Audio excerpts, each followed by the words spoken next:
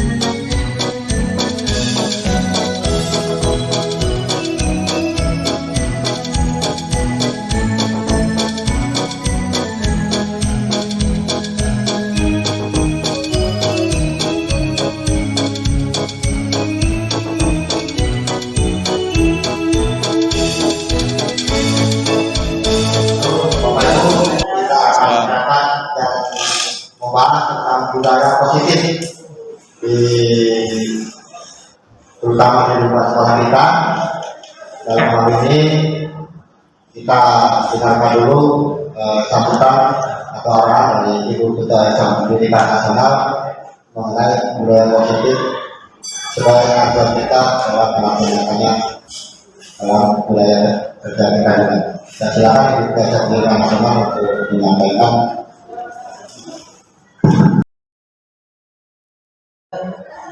Salah satu guru SMK Majapahit, Ibu A. Sunesi, yang sedang melaksanakan tugas tanggung jawabnya sebagai guru penggerak SMK Majapahit akan menyampaikan sosialisasi tentang budaya positif. Kami, Yayasan Pendidikan Nasional SMK Majapahit, mendukung kegiatan tersebut dan tentunya program dari guru penggerak ini satu persatu nantinya akan terpilih ya secara otomatis dan menjadi persyaratan untuk kurikulum merdeka yang mana sekolah SMK Majapahit masih dalam tahap mandiri aja ya. Jadi ini merupakan program yang nantinya bertahap dan kita siap SMK Majapahit menuju kurikulum merdeka. Dan kami rasa seluruhnya wajib mendukung kegiatan tersebut mulai dari kepala sekolah, seluruh struktural dan dewan guru. Karena guru penggerak ini nantinya juga akan menjadi barometer ataupun penggerak ya, tentunya menjadi penggerak, menjadi role model dan menjadi keteladanan untuk guru-guru lainnya. Jadi saya berharap juga dengan yang terpilihnya UAS, guru-guru lainnya nanti pada suatu saat akan terpilih sebagai guru penggerak, kiranya program tersebut benar dan bisa diimplementasikan dalam kesehariannya ya. Dan kita siap mendukung program kurikulum merdeka ini. Semoga Ibu semuanya bisa mengikuti sosialisasi dari Ibu Asumsi dan mengambil catatan ataupun pointers yang akan diberikan nantinya dari Ibu Asumsi. Terima kasih Ibu warahmatullahi wabarakatuh. Kita semuanya guru penggerak di sekolah. Selanjutnya sambutan yang akan disampaikan oleh ibu kepala sekolah Ibu Dani Fikir dan kepada beliau kami persilakan untuk menyampaikannya. Teman-teman semua, terima kasih selalu Bapak Ibu yang masih bersedia untuk sore ini. Ada sedikit yang akan disampaikan oleh UAS mengenai sosialisasi budaya positif. Terima kasih untuk UAS, alhamdulillah berhasil semuanya, karena salah satu daripada tugas beliau adalah menjadi contoh untuk kita agar kita bisa mengikuti bagaimana pelaksanaan belajar mengajar penyampaian materi atau yang disampaikan oleh Bapak Ibu guru nanti, mau tidak mau harus bisa melihat atau bisa mengambil contoh dari Ibu AAS selaku guru penggerak. Hari ini atau sore ini beliau akan menyampaikan sosialisasi. Sosialisasi ini nanti kita akan ambil apa yang disampaikan oleh beliau bisa menjadi panutan buat kita untuk menerapkan bagaimana caranya kita menyampaikan kepada anak-anak atau muncul dengan bahasa lain di kurikulum merdeka. Untuk saat ini mungkin tadi Bu Yesa menyampaikan saat ini kita masih dalam mandiri belajar. Insya Allah next time kita bisa benar-benar untuk UAS. Terima kasih UAS-nya. Mudah-mudahan apa yang nanti yang disampaikan oleh UAS bisa menjadi sekali lagi terima kasih UAS dan Bapak Ibu, kalau disimak apa yang beliau sampaikan bisa belajar bersama dengan UAS karena beliau nanti akan menjadi kita. Terima kasih. Assalamualaikum warahmatullahi wabarakatuh. SPD itu adalah sebagai fasilitator. Jadi fasilitator saya selama mengikuti CGP ini dari daerah Istimewa Yogyakarta.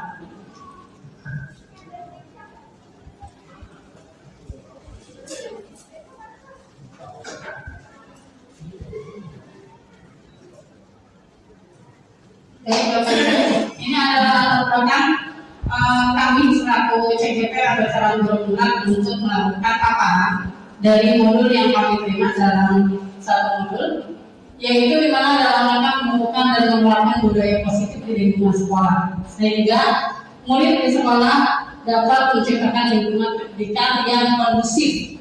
Itu sudah pasti yang diharapkan oleh sekolah. Dan salah satu tanggung jawab seorang guru adalah bagaimana menciptakan suatu lingkungan positif yang terdiri dari warga sekolah yang saling mendukung. Jadi ekosistem iklim yang ada di sekolah itu memang harus benar-benar kondusif sehingga visi yang disampaikan oleh sekolah, visi yang diharapkan sekolah bisa dapat terwujud. Dan di sini kita bukan hanya saling mendukung dari gurunya saja, tetapi saling juga belajar sesama dewan guru untuk saling berkolaborasi, saling kerjasama sehingga tercipta kebiasaan-kebiasaan baik.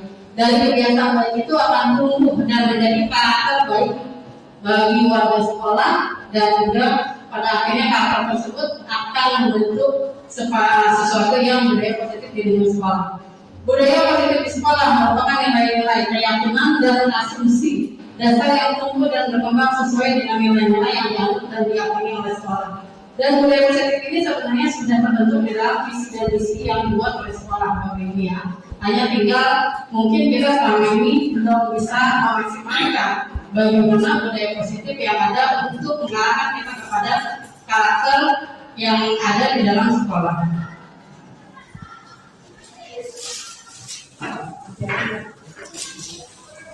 Kita ada beberapa paradigma yang bisa kita ambil, yang bisa kita simpulkan, yaitu di mana kita akan mencoba memaparkan kedua tangan kita.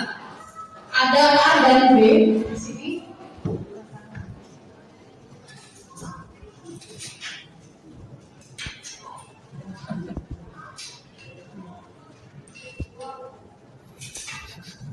Ada A dan B. A adalah teman dan B adalah kita. Dari kepala, berikan sedikit kertas ini. Kalau kita bayangkan, kita buka sedikit aja kepala tangan kita ini, itu apa yang akan kita pilih? Di sini kita anggap bersama sesuatu ini kita tulis di tangan kanan kita dan di kiri kita.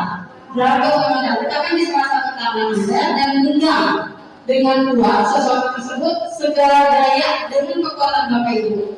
Buatlah sebuah pukaran yang sangat kencang sehingga pada saat ada orang yang akan membuka, Bapak Ibu akan memperjuangkannya dengan sekuat tenaga sehingga genggaman tersebut tidak akan mudah disuntikan kepada orang lain.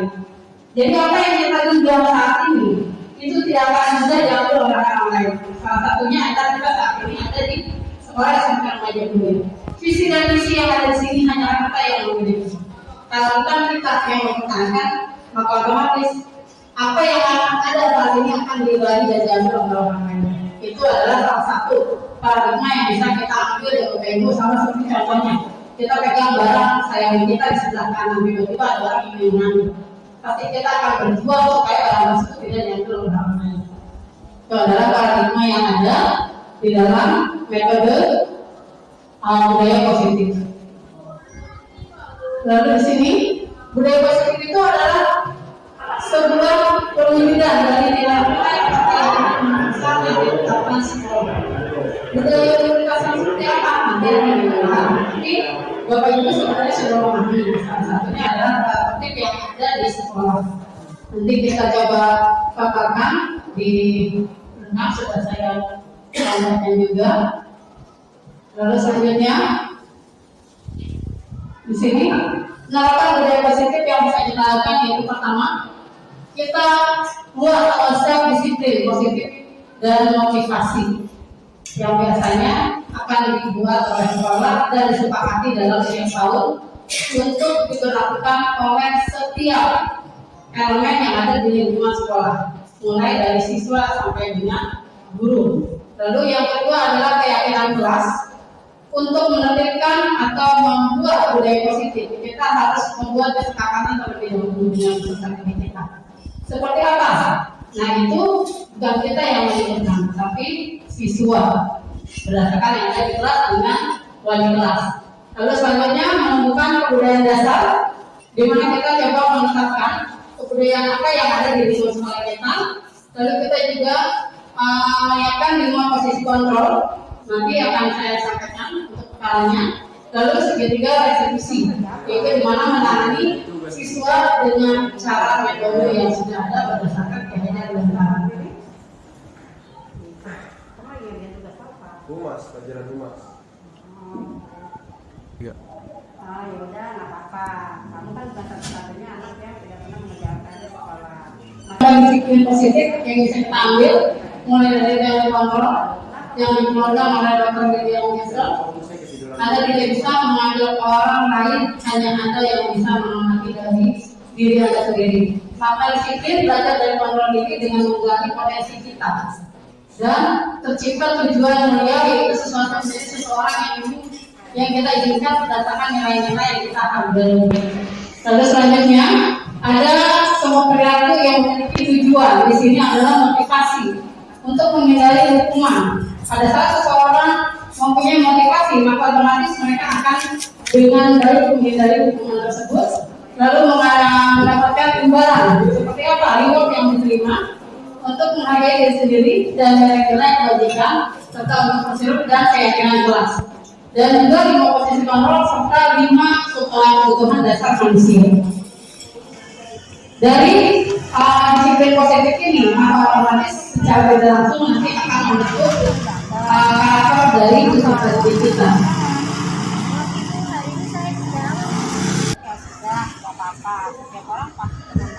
Ya, ini adalah hukuman pengertian bahasa itu. Hukuman adalah cara untuk melakukan pengarahan agar perilaku bisa sesuai dengan perilaku secara umum. Jadi hukuman itu kita berikan seperti apa? Bisa nggak kita terapkan kepada peserta didik, disepakati atau tidak? Lalu konsekuensi adalah perilaku yang berfokus mengajarkan anak bagaimana bertindak. Lebih baik untuk rekamnya, bukan dengan apa yang kita mau, tetapi kita coba mengikuti alur yang mereka inginkan. Dan restitusi adalah ganti kerugian yang diberikan kepada korban atau keluarganya oleh tindak pidana atau pihak ketiga. Jadi restitusi ini harus kita lakukan secara bertahap kepada peserta didik dan juga pelanggaran atau disiplin positif yang terdapat peserta didik itu akan dilakukan secara sadar oleh mereka tanpa ada paksaan dari orang lain. Jadi ini adalah motivasi dari motivasi manusia dibagi menjadi 3. Ada motivasi eksternal yang dimana untuk menghindari ketidaknyamanan atau hukuman apa yang akan terjadi apabila saya tidak melakukannya. Itu yang akan dipikirkan oleh peserta didik kita. Lalu yang kedua adalah motivasi eksternal untuk mendapatkan imbalan dari orang lain. Instansi apa yang akan saya dapatkan apabila saya melakukannya. Jadi mereka akan mendapatkan reward. Lalu selanjutnya motivasi internal yaitu tujuan dari disiplin positif. Menghargai diri sendiri. Saya akan menjadi orang yang seperti apa apabila saya melakukannya. Jadi inilah yang kita harapkan Bapak Ibu. Jadi motivasi yang diharapkan dari disiplin positif adalah motivasi yang didasari pada internal dari peserta didik.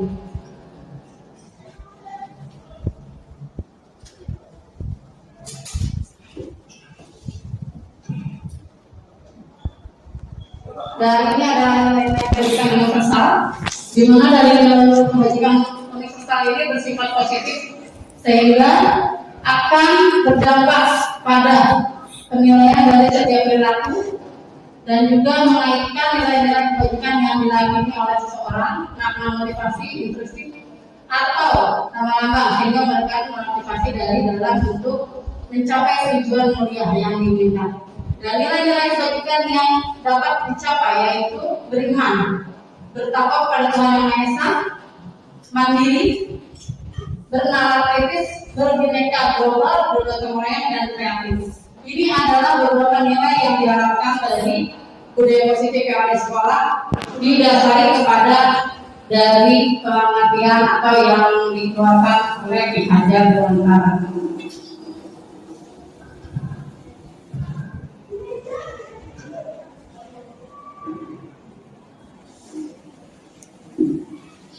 Enggak, kami belajar di sini mulai dari dasar, yaitu filosofi Ki Hajar Dewantara.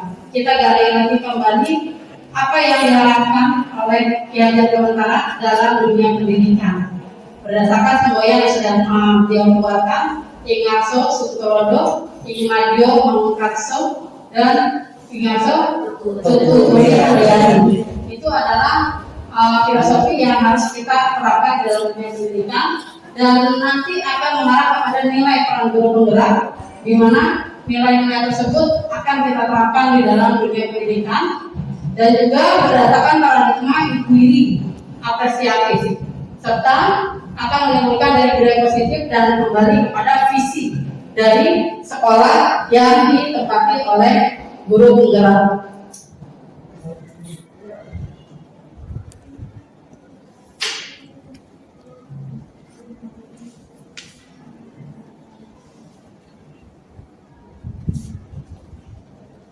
Filosofi Ki Hajar Dewantara, yaitu menurut Ki Hajar Dewantara, tujuan pendidikan adalah menuntut segala kodrat yang ada pada anak agar mereka mencapai keselamatan dan kebahagiaan setinggi-tingginya, baik sebagai manusia maupun sebagai anggota masyarakat. Jadi kita memang harus memerdekakan mereka tanpa banyak menuntut dan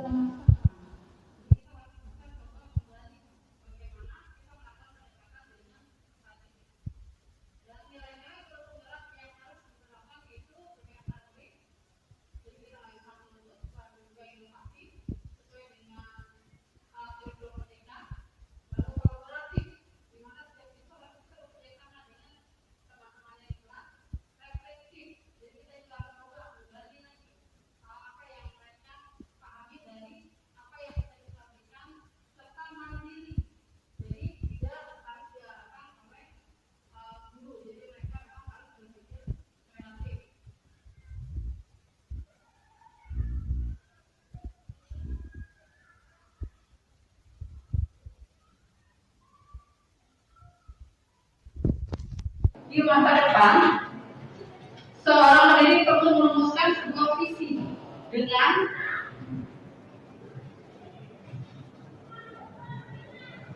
dengan menggunakan langkah yang betul dan dengan tahapan belajar. Kita coba menggali yang mereka butuhkan.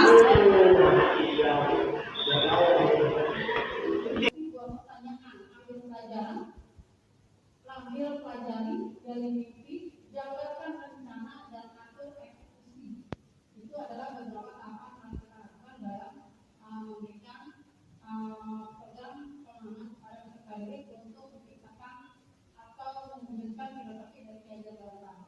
Lalu budaya positif itu dari tahap yang akan muncul kegiatan-kegiatan yang positif yang disebut dengan budaya positif. Budaya positif ini akan menumbuhkan rasa yang aman dan nyaman pada murid dalam proses pembelajaran di sekolah.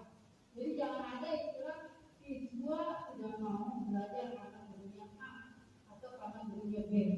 Jadi memang mereka harus menyenangi terlebih dahulu proses pembelajaran yang diberikan oleh guru. Lalu selanjutnya budaya positif juga dapat mendorong murid untuk berpikir apa yang harus mereka lakukan dan mereka juga bisa bertindak dari apa yang mereka pahami dan menciptakan sebagai proses memerdekakan dirinya sehingga murid menjadi pribadi mandiri dan bertanggung jawab. Itu adalah yang diharapkan dari Ki Hajar Dewantara. Hari, kamu lagi apa? Saya lagi ngerjain tugas, Bu. Oh, lagi ngerjain tugas. Selanjutnya kesimpulan dari Silakan berdiri. keterkaitan budaya positif dengan pemimpin Ki Hajar Dewantara, nilai dan peran guru penggerak, yaitu memahami nilai dan peran guru penggerak untuk dapat memberikan anak yang sesuai dengan Di sekolah masih banyak teman kamu yang tidak mengerjakan PR juga. Kamu mau tahu kenapa kamu tidak mengerjakan PR hari ini? Saya lupa, Bu, saya ketiduran dulu di rumah. Kalau kayak gitu nanti ke depannya kamu harus seperti apa? Jadi lebih baik mengulangi perbuatan yang sama. belajar Pancasila dapat tercapai. Itu adalah yang diharapkan dari kurikulum Merdeka.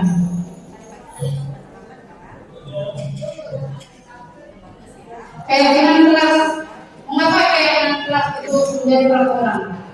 Nah, ini seseorang akan lebih tergerak dan semangat untuk menjalankan keyakinannya daripada hanya sekedar mengikuti serangkaian peraturan. Itu memang yang biasa mereka pahami. Murid-murid pun demikian, mereka pun perlu mendengarkan dan menjalani tentang suatu keyakinan daripada hanya mendengarkan peraturan-peraturan yang mengatur mereka harus begini dan begitu. Ini harus kita pahami Bapak Ibu ya. Jadi memang kita harus memerdekakan serta diri kita dalam menerima setiap metode pembelajaran yang diberikan oleh guru. Keyakinan kelas seperti apa yang itu? Yaitu keyakinan kelas yang bersifat lebih abstrak daripada peraturan kelas yang berisi dari konkret. Biasanya kita tahunya kata konkret dalam bentuk poin. Nah itu kita berikan dalam bentuk akademik seperti apa. Lalu keyakinan kelas berupa pernyataan-pernyataan universal yang dikeluarkan oleh mereka sendiri, serta pernyataan keyakinan kelas yang dua dalam bentuk positif. Dan keyakinan kelas sebenarnya tidak terlalu banyak sehingga mudah diingat dan dipahami oleh warga kelas. Jadi nanti Bapak Ibu membuat keyakinan kelas ini berdasarkan kesepakatan kelas. Keyakinan kelas sebaiknya sesuai sesuatu yang akan diterapkan jadi iman tersebut. Kita ambil ruang kecil adalah kita terlebih dahulu. Semua warga kelas hendaknya ikut berkontribusi dalam pembahasan keyakinan kelas dalam kegiatan surat pendapat. Jadi di sini bukan wali kelas yang menentukan keyakinan kelas, tetapi ambil dari mereka dan poinnya pun tidak terlalu banyak sehingga mereka bisa mengikuti dan melaksanakan kegiatan keyakinan kelas tersebut.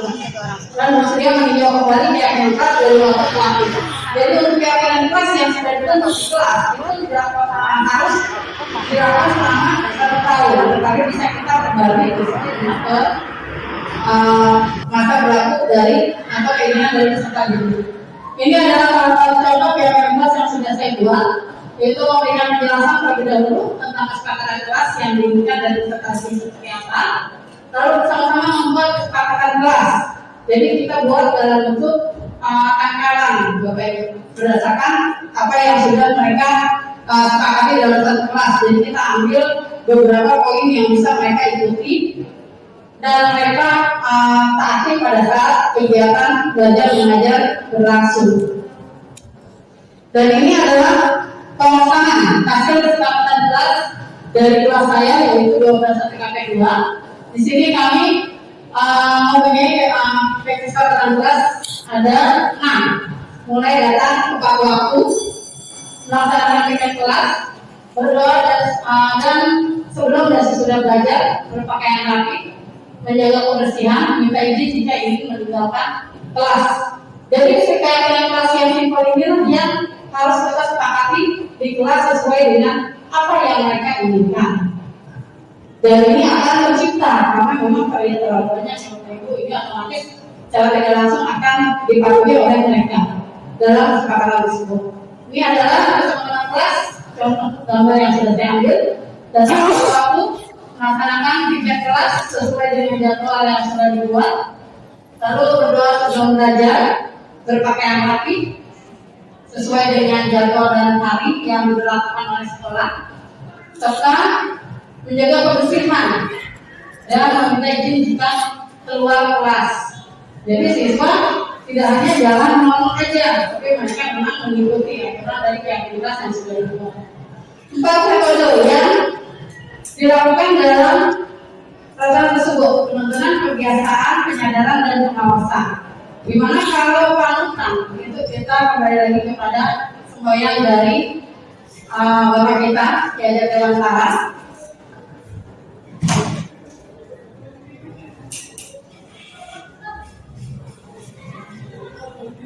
Tinggal satu metode memiliki makna depan memberikan contoh atau panutan. Jadi pada saat kita membuat keyakinan kelas, kita pun harus bisa memberikan contoh untuk mereka. Jadi jangan sampai kita sudah membuat keyakinan kelas, tetapi kita sendiri yang membuat. Lalu kebiasaan, kegiatan yang dilakukan setiap hari tidak terbebani dengan tujuan untuk menanamkan perilaku yang baik. Jadi kita mencoba membiasakan terlebih dahulu. Dan selanjutnya penyadaran kewajiban bagi guru untuk memberikan penjelasan alasan-alasan yang masuk akal atau dapat diterima oleh murid. Jadi kalau ada peserta didik yang ingin menjelaskan alasan mereka terlambat apa, itu harus didengarkan. Lalu pengawasan, kepatuhan siswa akan keyakinan kelas atau sekolah mengenai juga naik turun hal tersebut disebabkan oleh kebutuhan dasar dari dalam diri sendiri. Jadi keyakinan kelas itu tidak harus satu tahun tadi yang saya bilang, kita bisa berubah sesuai dengan pola kebiasaan yang sudah tercipta atau mungkin kita bisa buat lebih dalam lagi atau lebih banyak lagi sesuai dengan kesepakatan yang ada di dalam kelas. Dan ini adalah 5 posisi kontrol yang harus kita terapkan pada peserta didik sebagai pendidik, yaitu pengukur yang seperti apa nanti akan ada bakalannya, lalu monitor atau pemantau, pembuat orang merasa bersalah, teman, dan sebagai manajer. Jadi kita akan memberikan hukuman sesuai dengan konsekuensi yang sudah mereka terima atau sesuai dengan kesepakatan yang sudah dibuat, dan memonitor, memantau bagaimana perasaan tersebut yang sudah diyakini oleh kelas. Adakah yang dilanggar? Pembuatan orang merasa bersalah, kita juga tidak boleh menyebutkan dan kita berusaha menjadi seorang teman. Tapi sebagai itu kita tetap sebagai manajer dari mereka. Ini adalah siapa sesungguhnya yang memiliki kontrol. Terlihat dari stimulus respon, kita mencoba mengubah orang agar pandangan sama dengan kita. Jadi sudut pandang peserta didik kita harus kita arahkan, kita tarik, bukan kita cut, kita tarik, kita ajak. Bagaimana mereka bisa memahami stimulus yang kita sampaikan. Lalu perilaku buruk dilihat sebagai suatu kesalahan. Nah ini yang harus ditekan juga. Orang lain bisa mengontrol saya, siapa dia? Saya bisa mengontrol orang lain, permasalahan ada pada saat bukan gagal dan pada pemikiran berpikir menang atau kalah. Dalam terkontrol pilihan, kita bisa memahami pandangan orang lain tentang dunia ini. Tadi pada saat peserta didik melanggar, kita coba pahami apa alasan mereka. Lalu semua perilaku memiliki tujuan. Kita coba tanya alasan dia apa.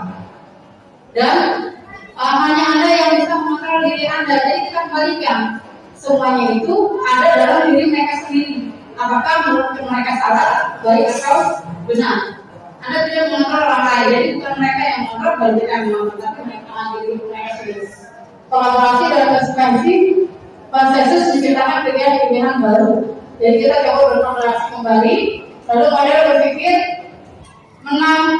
Nah ini yang harus dipahami oleh peserta didik. Iya, Bu. Silakan sendiri. Humas, pelajaran humas. Dan ini adalah 3 eksekusi yang dilakukan oleh sekolah dalam kita mengatur penertiban atau mendisiplinkan peserta didik, yaitu menstabilkan identitas. Kita melakukan hal terbaik yang bisa dilakukan. Bagaimana kembalikan lagi identitas siswa, lalu validasi tindakan. Semua perilaku memiliki alasannya. Kita kembalikan lagi, kita tanyakan dulu apa alasan mereka terlambat. Lalu menanyakan keyakinan, kita semua memiliki alasan kenapa. Kita coba pahami lagi, kita gali lagi apa yang diharapkan oleh mereka untuk mereka di kemudian hari. Apakah baik atau tidak, itu yang kita kembalikan. Lalu selanjutnya, restitusi adalah sebuah cara untuk menanamkan disiplin positif pada murid. Di sini restitusi bukan untuk menebus kesalahan, namun untuk belajar dari kesalahan. Dan yang kedua, restitusi adalah tawaran, bukan paksaan. Jadi kita coba menawarkan.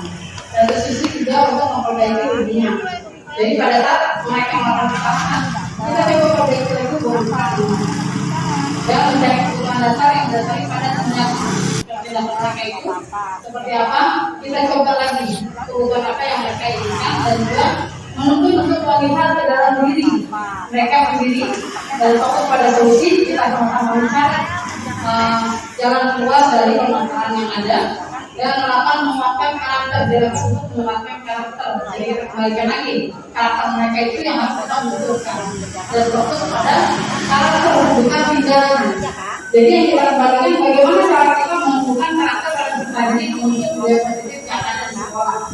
Jadi bukan tindakan yang kita berikan dengan cara menghukum atau kami datang terlambat. Dan ini adalah contoh penerapan dari institusi yang saya lakukan kepada siswa dari 12 TKP 2 Erik Antona yang tidak mengerjakan tugas ketika membuat tugas terhadap dan saya. Kira-kira perbaikan apa yang akan kamu lakukan? Jadi tidak ada hukuman yang saya berikan, saya hanya coba memberikan pengumuman kembali lagi berdasarkan kesepakatan kelas yang sudah dibuat, Kamu akan menunjukkan alasannya kenapa dia mengikuti kelas yang sudah dibuat.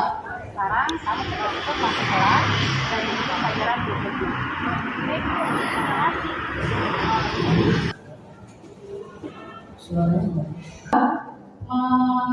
Membuka dari segitiga institusi yang ada kembali identitas mereka sebagai peserta didik yang ada di kelas 12 TKP 2. Dan ini adalah salah satu contoh penerapan segitiga institusi bagi siswa 12 TKP 2 atas nama Cynthia karena dari yang terlambat.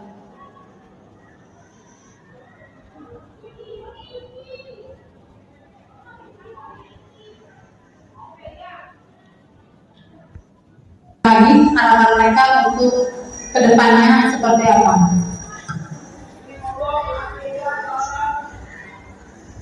Hasil paparan saya dari modul 1.4 berdasarkan dari budaya positif. Terima kasih bagi Bapak Ibu yang bertanya, saya persilakan.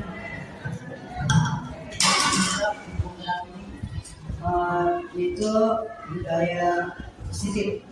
Yang saya tanyakan, budaya positif ini bisa nggak yang berkaitan dengan karakter? Di sini saya memberikan paparan tentang disiplin positif.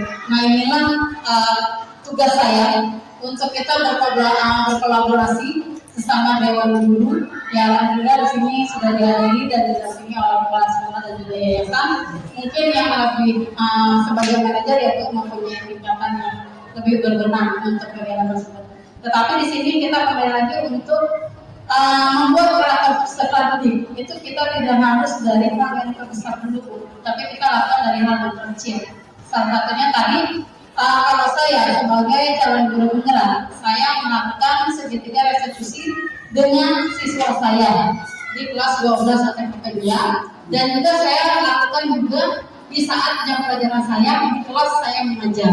Jadi di awal pelajaran kita membuat kesepakatan terlebih dahulu kepada peserta didik. Apa kesepakatan yang dibuat itu adalah kita ambil berdasarkan apa yang mereka inginkan dan kita sesuaikan dengan visi dan misi yang ada di sekolah. Gitu. Jadi mungkin kalau bisa saya tarik ya Bu ya, pemahamannya di sini mungkin tugas kita bersama, bukan hanya kepala sekolah dan yayasan, tapi tugas kita bersama sebagai pendidik untuk bisa mengembangkan dan menumbuhkan karakter peserta didik kita. Untuk pelajaran kecil yaitu melakukan disiplin positif dulu. Disiplin positif yang paling kecil yang bisa kita lakukan adalah peserta didik bisa mengikuti disiplin yang kayak kelas yang sudah ditentukan oleh guru yang mengajar di jam tersebut. Jadi pada saat jam tersebut ya udah biasanya siswa akan menerapkan dan akan mengikuti aturan yang sudah dibuat karena kesepakatan kelas yang dibuat itu adalah kesepakatan kelas yang sudah mereka ungkapkan. Jadi bukan berdasarkan diri kita sebagai peserta ini. Karena kalau kita ambil kesepakatan kelas berdasarkan apa yang mereka inginkan itu biasanya akan lebih mudah diikuti dan diterapkan. Kalau untuk literasi, ya kita kembalikan lagi Bu ya, ini mungkin bertahap. Tadi di dalam membuat keyakinan kelas itu tidak permanen Bu, tapi bisa kita ubah dalam kurun waktu yang memang kita rasa bisa kita ubah. Di mana mungkin pada saat keyakinan kelas yang sudah kita tetapkan, tadi saya menetapkan 6. Dari 6 tersebut kita sudah lihat peserta didik sudah bisa menerapkan, itu sudah bisa kita ubah lagi untuk mencari keyakinan kelas yang baru, mungkin salah satunya literasi, gitu Bu. Jadi kita nggak bisa memaksakan gitu ya. Di sini kita memang dari filosofi Kiai Dewantara kita mencoba mengaitkan dengan kurikulum merdeka, yaitu kita memerdekakan belajar dan kita coba mengikuti apa yang sudah ada di dalam tahapan-tahapan keyakinan kelas tersebut, ikuti apa yang sudah ada di dalam tahapan-tahapan keyakinan kelas tersebut, dan pada saat mereka melanggar itu kita tidak langsung memberikan hukuman, tetapi kita coba mengikuti segitiga restitusi yang ada, kita kembalikan lagi identitas mereka sebagai siswa dari kelas yang belajar pada saat itu, lalu kita coba menggali lagi alasan mereka melakukan pelanggaran tersebut dan kita kembalikan lagi apakah tindakan mereka itu benar atau tidak. Itu biasanya siswa akan memahami. Jadi seperti itu Bu. Untuk beberapa disiplin kelas itu yang tadi disebutkan mungkin kita tidak bisa lakukan secara sekaligus ya Bu ya, tapi memang harus bertahap. Dan di sini keyakinan kelas tersebut mungkin bisa kita garis bawahi, bukan kita yang menentukan, tetapi kita sepakati dari apa yang mereka inginkan dalam setiap kelas ini. Dan di sini saya memberikan paparan ini untuk bisa dijadikan contoh dari Bapak Ibu sebagai wali kelas atau mungkin sebagai guru yang belajar di kelas. Dan pengajar terima kasih kurang lebihnya, mohon maaf. Selanjutnya Bapak Ibu.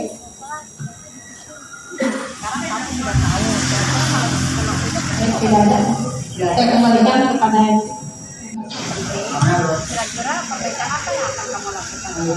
Ya, dengan demikian marilah kita ingat kembali kondisi kami Jadi kalau kamu sudah sekarang. memperbaikinya, kamu akan menjadi orang seperti apa? Apapun yang telah disampaikan beliau, terutama bagi kita untuk menjalankan ibadah kita sebagai guru, khususnya di peserta remaja.